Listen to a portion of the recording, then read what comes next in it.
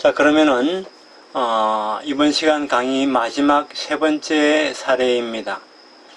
관광이라는 무대의 무역극,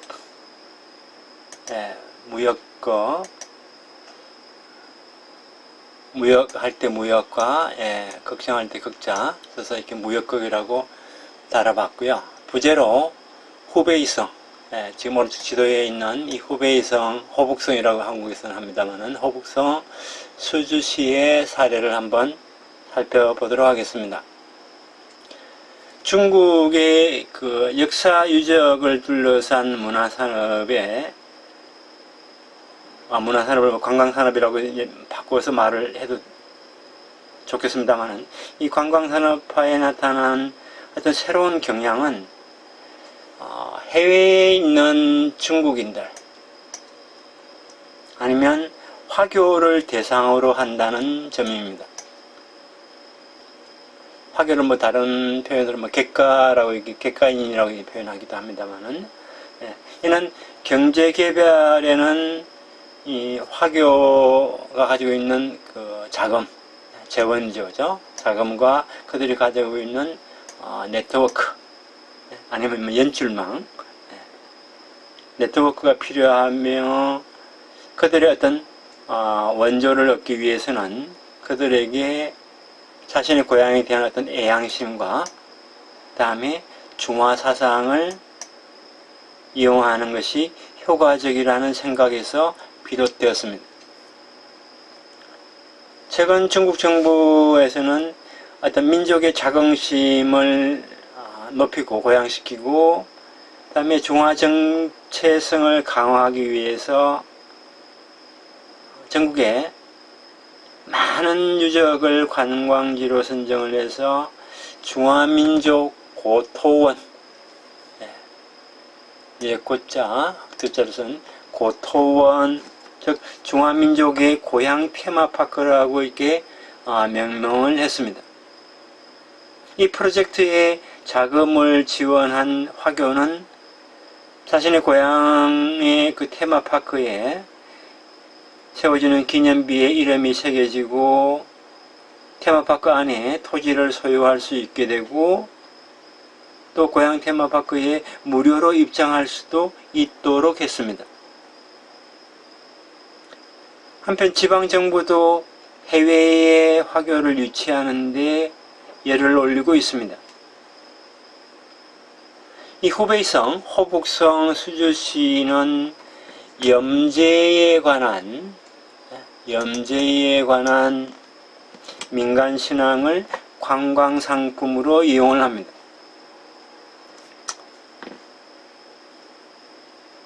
지금 오른쪽 아래 사진은 사실 꼭 이 후베이성의 사례는 아닙니다만은 다양한 지역에서 자신의 지역의 어떤 역사적 유적을 모티브로 한 이러한 오브제들을 많이 세우고 있습니다. 지금 오른쪽 제일 오른쪽 아래 오른쪽 사진은 염제의 동상입니다만은 이 염제에 관한 민간 전성을 관광 상품으로 적극적으로 이렇게 활용을 하는데 염제는 백성들에게 농경을 가르친 전설상의 제왕으로 알려져 있습니다. 황제와 함께 중화민족의 어떤 시조로 여겨집니다. 이 때문에 중국인을 염황의 자손이라고도 하죠, 그죠? 그래서 수주시는 염제연구학회를 이제 두 번 이렇게 열었는데 이때 염제는 신석기 시대의 실존인물로서 현재의 수주시 열산진이라는 곳에서 이렇게 활약을 했다는 것, 그 다음에 염제의 생일은 4월 26일이라는 사실이 밝혀졌습니다. 그리고 현지의 다양한 사업을 하는 업자와 자금을 공동으로 출자해서 염제신농, 염제를 신으로 이렇게 농사의 어떤 신으로 여기는 염제신농 유적을 복구해서 관광지로 만들었고 1991년부터 염제 탄생을 기념하는 염제 탄생 축제를 열기 시작했습니다. 그래서 이 축제에 어마무시한 사람들이 모여들게 되는데 국내에서 약 10만 명의 관광객을 유치했습니다. 대박을 터뜨린, 요즘 한국식으로 얘기하면 대박을 터뜨린 축제죠. 그죠? 게다가 수주시는 축제를 이용해서 해외에 있는 화교와 무역 상담을 벌여서 중국 돈으로 약 한 3천에서 8천만 원 상당의 거래를 성사시키기도 했습니다. 30개 이상의 해외 화교들의 어떤 조직과 네트워크를 갖다가 완성하게 됩니다. 그래서 그들은 이것을 가리켜서 탐녀유대 연경무희, 즉 관광무대에서 무역극을 한다라고 이렇게 표현을 했습니다. 수주시의 이러한 유형의 관광개발은 중국 각지에서 나타납니다. 용선경주 아니면 용주경기라고 표현하기도 합니다만은 용선경주의 발상지인 후베이성의 악양시 같은 경우에는 지금 사진 조항에 있는 이 용선경주 눈에다가 이제 마지막 붓으로 이렇게 눈을 그려놓는 그런 장면입니다만은 1991년부터 매년 세계 화인 용주제와 그 다음에 무역 상담을 동시에 벌여서 국내외에서 10만 명 정도의 관광객을 유치하고 있습니다. 전국 화교연합회 회장이 지식도 했는데 이 세계 화인 용주제는 세계의 어떤 염화 자손, 즉 중국인을 조국에 불러들여서 스포츠와 관광 아니면 그리고 경제 무역을 일체화시키는 그러한 모임이라고 할 수가 있습니다. 중국 사천성의 서촨성에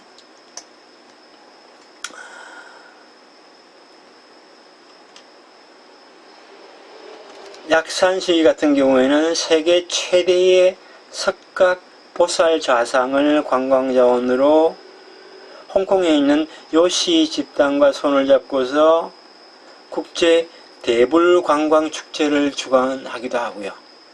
그 다음에 축제 기간 중에 국내외의 관광객과 이 무역 상담을 벌이게 됩니다.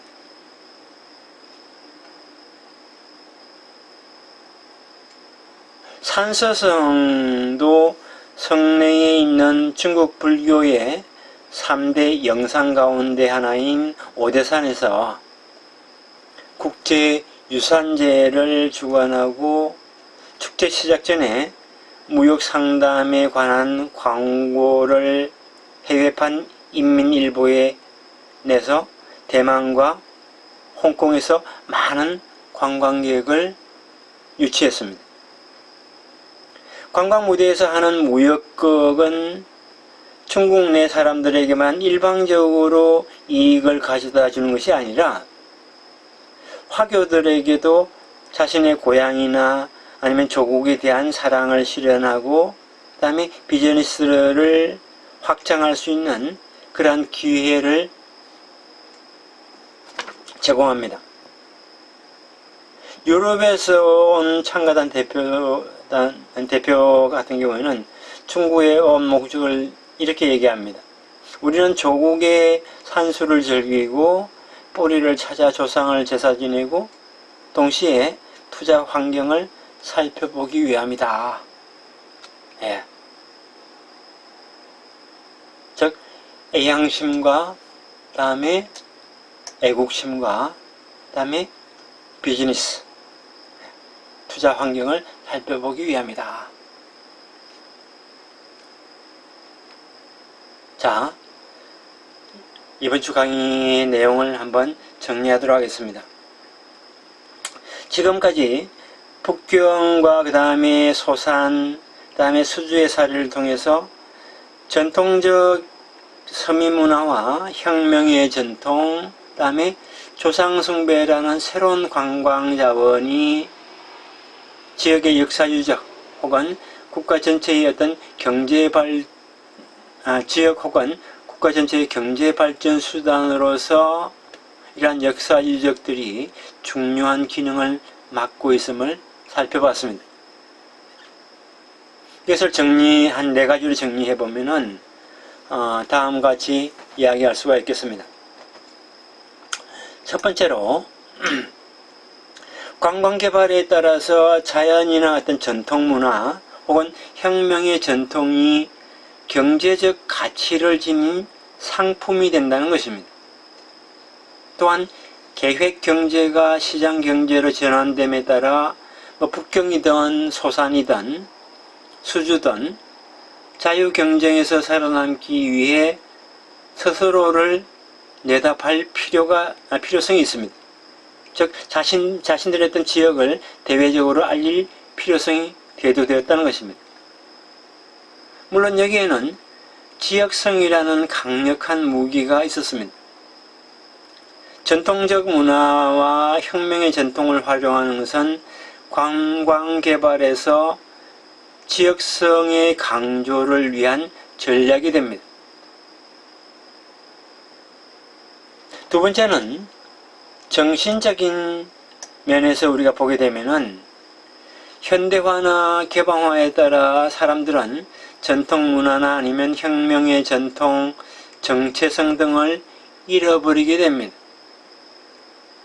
그런 의미에서 천교와 소산, 수제 관광 개발은 자신들의 어떤 계층, 자신들의 지역, 다음에 자신들의 어떤 역사적 뿌리를 찾는 사람들에게 정체성을 재구축하는 그러한 계기가 되었습니다.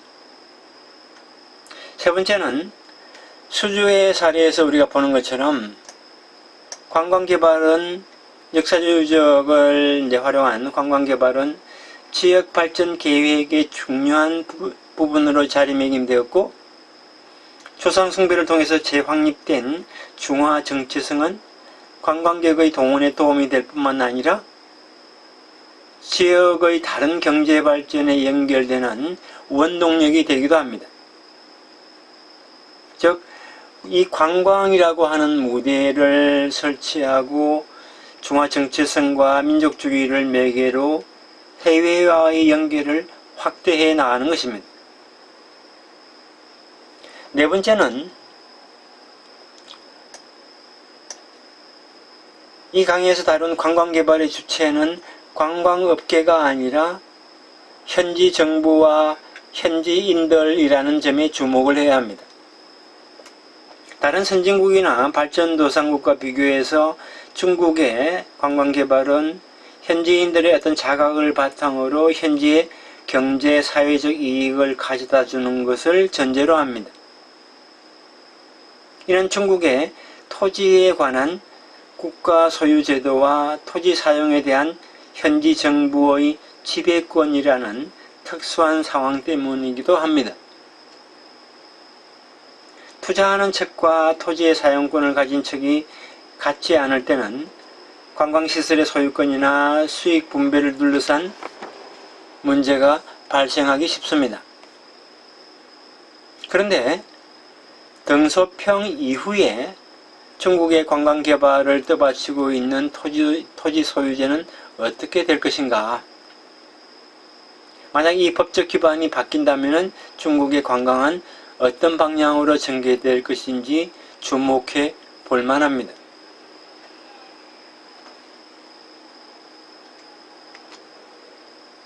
자, 이 시간 강의를 이제 마치면서 여러분들에게 연습 문제를 하나 내도록 하겠습니다.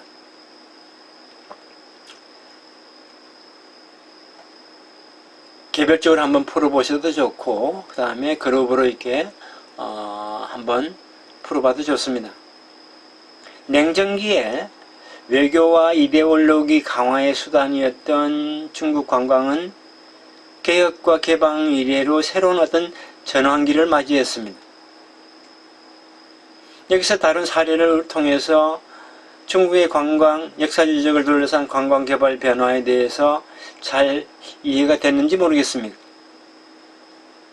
이러한 변화는 다른 사회주의 국가, 예를 들어서 베트남도 해당이 되겠습니다만은 이런 다른 사회주의 국가에서도 나타날까요? 하는 문제고요. 나타난다면 그것을 한번 비교 검토해보면 재미있을 겁니다.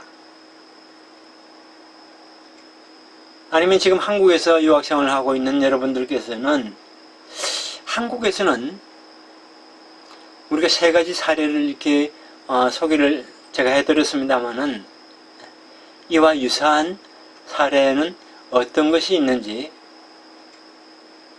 한번 찾아서 한국과 중국을 비교 검토해 보는 것도 상당히 재미있을 것입니다. 물론 어떤 역사적인 배경도 다르고 아니면 이데올로기도 달라서 명확하게 그 기준, 비교 검토를 하기 위한 하나의 기준을 설정하기가 약간 어려울 수도 있습니다만은 그러나 그러한 부분을 제쳐두고 한번 비교해 보는 것도 재미있을지 모르겠습니다.